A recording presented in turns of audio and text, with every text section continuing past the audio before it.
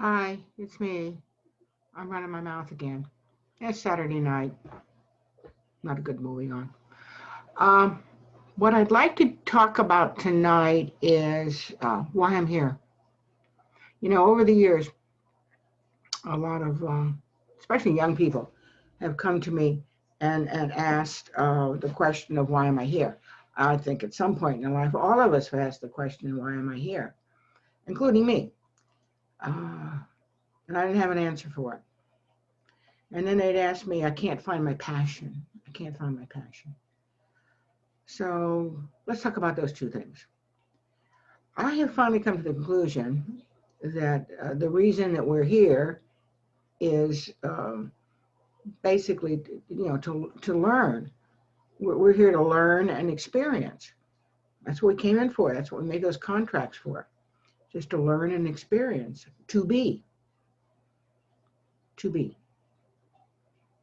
which is probably the hardest thing that we'll ever learn to do, is just to be. On the other side, we made those contracts to experience life in every aspect that we possibly could. Nothing more complicated than that, although it seems that way. What's my passion? Do you have to have passion?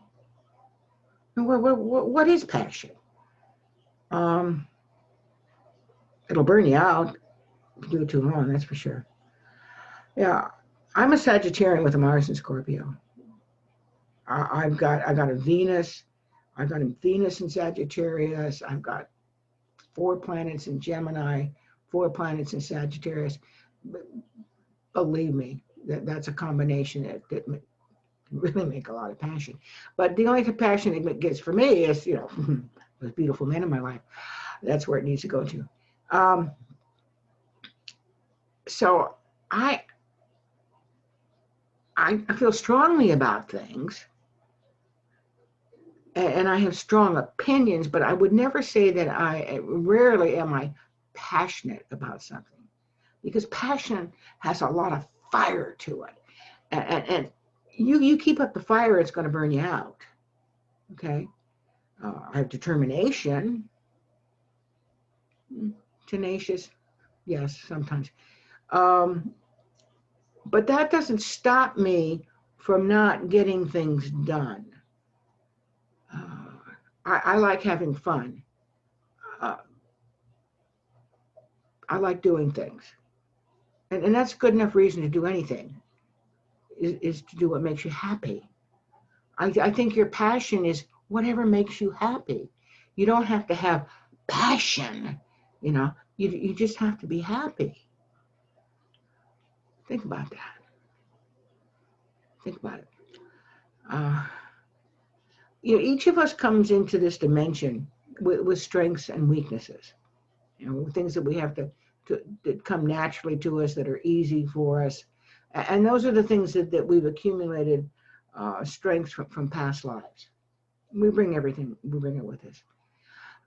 And a friend of mine said, a psychiatrist that I know, a friend of mine, he said he'd always thought that our passions are our weaknesses, and they're the flip sides.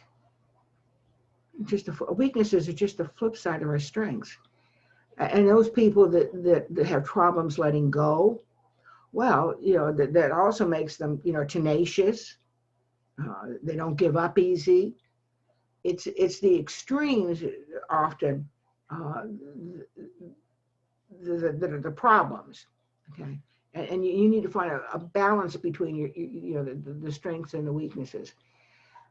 As he made the comment that I was fickle, um, which is true. It's true.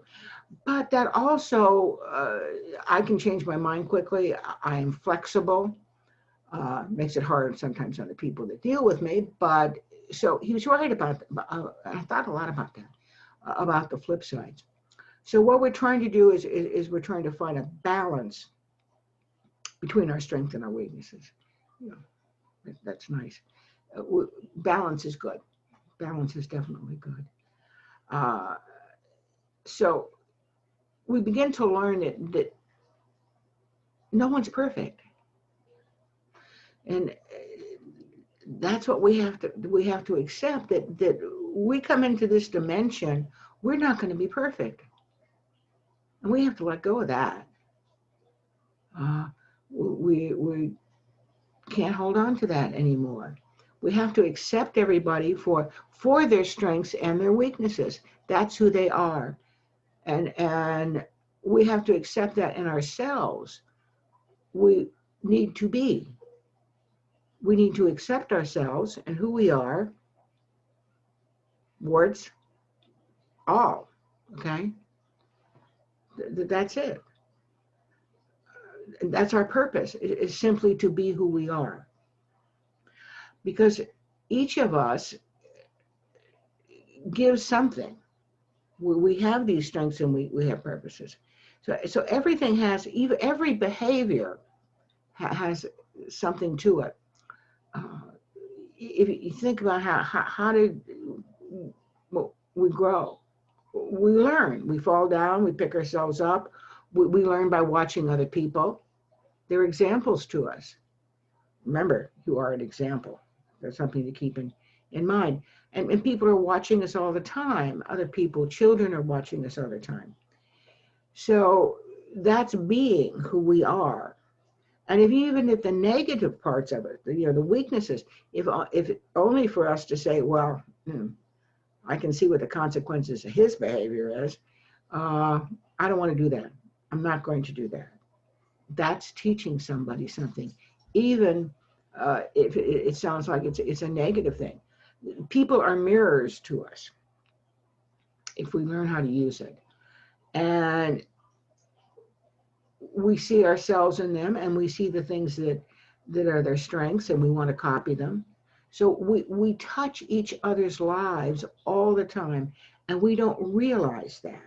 It's a matrix. And the world needs all of us, all of our unique, particular strengths and our weaknesses. We just have to be. It's simple. If we make the commitment to ourselves that in this lifetime, I am going to be and reach my highest potential. I'm going to be the best that I can be, not the best that he can be or she can be, but the best that I can be in everything I do. I don't have to find my passion. I just have to find things that make me feel good. And I'm not talking about addiction and doing stupid stuff, okay? But you don't have to have a passion. All you have to look for and be aware of, what makes me feel good? What do I enjoy doing? That brings out your creativity. Is it reading? Is it making Christmas decorations? Is it helping other people? We try too hard. We set up judgments about ourselves. This is good, this is bad. Maybe you got a little thing that, you like to help other people, or you make a craft. Just be the best that you can be at what you do, and interconnect with other people, because that's how we are here for, to experience every opportunity that we can. And we don't have to try to do something that's big and great, and some people do, okay? But what really brought it up is the death of Ruth Bader Ginsburg. She changed the world. I don't know how passionate the woman was. And certainly, the votes and things that she did in the Supreme Court touched a lot of people's lives. But so did other Supreme Court justices. But not in the same way that she did. Those 110 law clerks stand in guard on her casket in the Supreme Court. and was standing on the steps of the Supreme Court. She touched their lives. They speak of her. People who speak of her talk about her and who she was. Not necessarily what she did, but listen to them. They're talking about who she was. Her character. Yeah. Now she's touched 110 people. I think that's the number they said. How many law clerks there are doing that. Those 110 people will each touch 5 or 10 other people. Those other 5 or 10 other people will touch 5 or other 10 people. Do your math. All you have to do is touch one person and multiply it out. That is how you change the world. You don't change no. The world gets changed. One person, one belief, one integrity at a time. So if you be all that you can be, then you will change the world. You don't have to do anything else. You just have to be the unique, special person that you are and do it to the best that you possibly can. Think about it. Take the pressure off yourself. You don't have to do anything else. You just have to be who you are. That's pretty damn special because there's nobody else like you. No, there isn't. Okay. That's it. See you next week. I like talking to you.